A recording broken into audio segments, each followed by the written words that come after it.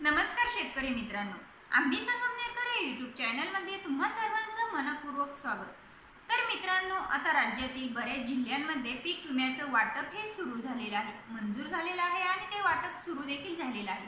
तर मग मित्रांनो, आता राज्यातील 34 जिल्ह्यांची कोणत्या जिल्ह्यांमध्ये पीक विमा वाटप सुरू झालेलं आहे हे राज्य सरकारकडून आणि कृषी विभागाकडून यांची आकडेवारी ही समोर आलेली आहे। तर मग आपण आजच्या व्हिडिओमध्ये 34 जिल्ह्यातील आकडेवारी, कृषी विभागाने दिलेली आकडेवारी ही जाणून घेणार आहोत। तर मित्रांनो, आता कोणत्या जिल्ह्यांमध्ये जास्तीत जास्त पीक विम्याचं वितरण हे होणार आहे, उर्वरित पीक विम्याचं, हेही आपण जाणून घेणार आहोत आणि कोणत्या जिल्ह्यांमध्ये हे पीक विम्याचं वितरण आता कमी होण्याची शक्यता आहे हे देखील जाणून घेणार आहोत। चला तर मग मित्रांनो, व्हिडिओला सुरुवात करूया। तर मित्रांनो, आता या 34 जिल्ह्यातील जास्तीत जास्त पीक विम्याचं वाटप हे कोणत्या जिल्ह्यांमध्ये होणार आहे याचा जर आपण विचार केला तर यामध्ये धाराशिव असेल, छत्रपती संभाजीनगर असेल, लातूर जिल्हा असेल, परभणी, हिंगोली, जालना, नांदेड ही जी जिल्हे आहेत तर यामध्ये अहिल्यानगर असेल, वर्धा असेल, नाशिक असेल, सोलापूर, नांदेड, नागपूर, चंद्रपूर, अमरावती आणि हिंगोली ही जी जिल्हे आहेत तर या सर्व जिल्ह्यातील शेतकऱ्यांना आता उर्वरित 75% पीक विम्याची रक्कम ही या जिल्ह्यातील शेतकऱ्यांना जास्तीत जास्त प्रमाणामध्ये मिळणार असल्याची माहिती समोर आलेली आहे। त्यामध्ये मित्रांनो, बीड जिल्हा असेल आणि धाराशिव जिल्हा असेल। बीड आणि धाराशिव या दोन्ही जिल्ह्यांचा जर आपण विचार केला तर बीड आणि धाराशिव या दोन्ही जिल्ह्यांमध्ये त्या जिल्हाधिकाऱ्यांच्या माध्यमातून 25% अग्रिमची जी अधिसूचना आहे तर ती मोठ्या प्रमाणावरती काढण्यात आली होती आणि त्यामुळे म्हणजे या दोन जिल्ह्यांमध्ये 25% अग्रिमचं पीक विम्याचं वाटप हे जास्तीत जास्त प्रमाणावरती झालेलं आपल्याला पाहायला मिळत आहे आणि त्याचमुळे आता बीड आणि धाराशिव या दोन्ही जिल्ह्यांमध्ये आता उर्वरित पीक विमा म्हणजे 75% पीक विम्याची जी रक्कम आहे तर ती रक्कम कमीत कमी मिळण्याचं समोर येत आहे। म्हणजे जास्तीत जास्त जिल्हाधिकाऱ्यांच्या माध्यमातून या दोन्ही जिल्ह्यांमध्ये 25% म्हणजे अग्रिमच्या पीक विमा हा मंजूर झालेला होता आणि त्याचं मोठ्या प्रमाणावरती वाटपही झालं होतं। त्यामुळे आता उर्वरित जो पीक विमा आहे तर तो बीड आणि धाराशिव या दोन्ही जिल्ह्यांसाठी कमीत कमी मिळण्याची शक्यता आहे। यामध्ये धाराशिव, छत्रपती संभाजीनगर, लातूर, परभणी, हिंगोली, जालना, नांदेड ही जी जिल्हे आहेत तर या जिल्ह्यांमध्ये जास्तीत जास्त पीक विम्याचं वाटप हे होणार असल्याची माहिती समोर येत आहे। तर मित्रांनो, आता याची जी आकडेवारी आहे तर ती आकडेवारी आपण सविस्तर जाणून घेऊया।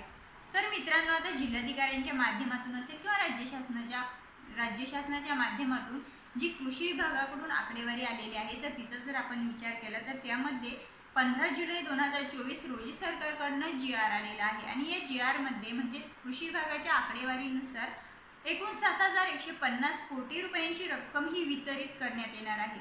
आणि मित्रांनो, आतापर्यंत जे काही पीक विमे दरवर्षी पीक विम्याची रक्कम ही मंजूर होत असते तर या सर्व वर्षांचा जर आपण विचार केला तर एकंदरीत या वर्षीचा जो पीक विम्याची रक्कम आहे तर ती रक्कम सर्वात जास्तीत जास्त रक्कम ही मंजूर करण्यात आलेली आहे। तर मित्रांनो, आता पीक विम्याची रक्कम ही खरीप हंगाम 2023 साठी एकूण 1,60,00,000 शेतकऱ्यांनी यावर्षी अर्ज केलेले शेतकऱ्यांचा जर आपण विचार केला तर खरीप हंगाम 2023 मध्ये 1,60,00,000 शेतकऱ्यांनी पीक विम्यासाठी अर्ज भरलेले आहेत म्हणजेच अर्ज केलेले आहेत। तर त्यापैकी पेरणी न झालेले शेतकरी म्हणजे पेरणी न झालेले अर्ज एकूण 35,684 होते आणि या शेतकऱ्यांना 25% अग्रिमच्या पीक विम्याची रक्कम ही राज्य सरकारने या अगोदरच दिलेली आहे।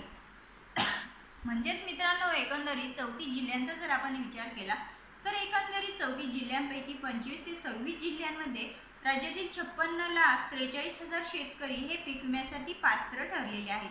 तर यामध्ये 2,05,78 कोटी रुपये देखील या शेतकऱ्यांना मंजूर झालेले आहेत, परंतु त्यापैकी 554 कोटी रुपयांचं वाटप हेच झालेलं आहे आणि उरलेले जे 24 कोटी रुपये आहे तर या 24 कोटी रुपयांचं वाटप हे बाकी आहे आणि हे वाटप लवकरच सुरू देखील होणार आहे।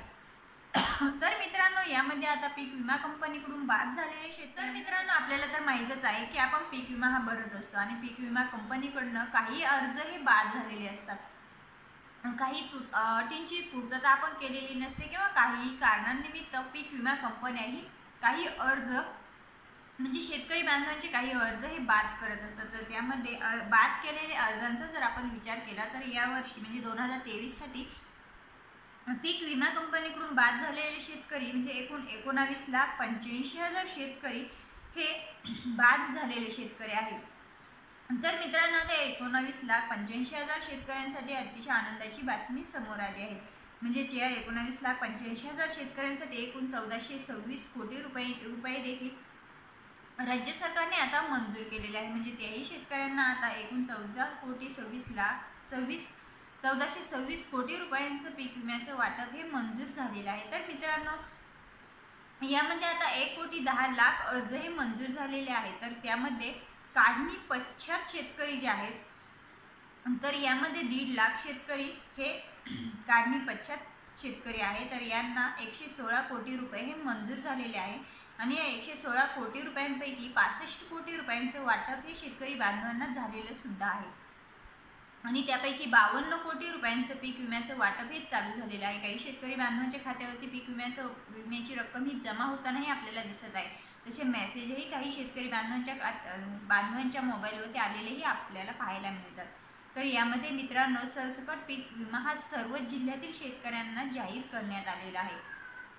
यामध्ये 1,53,00,000 शेतकरी पात्र देखील आहे. तर मित्रांनो, आता आपण ज्या जिल्ह्यांचा विचार केलेला आहे, तर या जिल्ह्यातील काही शेतकरी बांधवांना जास्तीत जास्त पीक विम्याची रक्कम मिळणार आहे, तर काही जिल्ह्यातील शेतकऱ्यांना कमीत कमी पीक विम्याची रक्कम ही मिळणार आहे.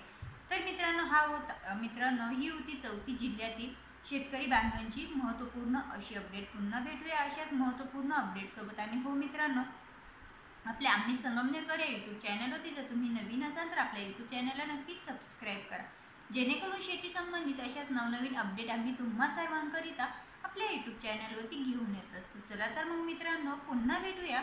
तोपर्यंत जय हिंद, जय महाराष्ट्र.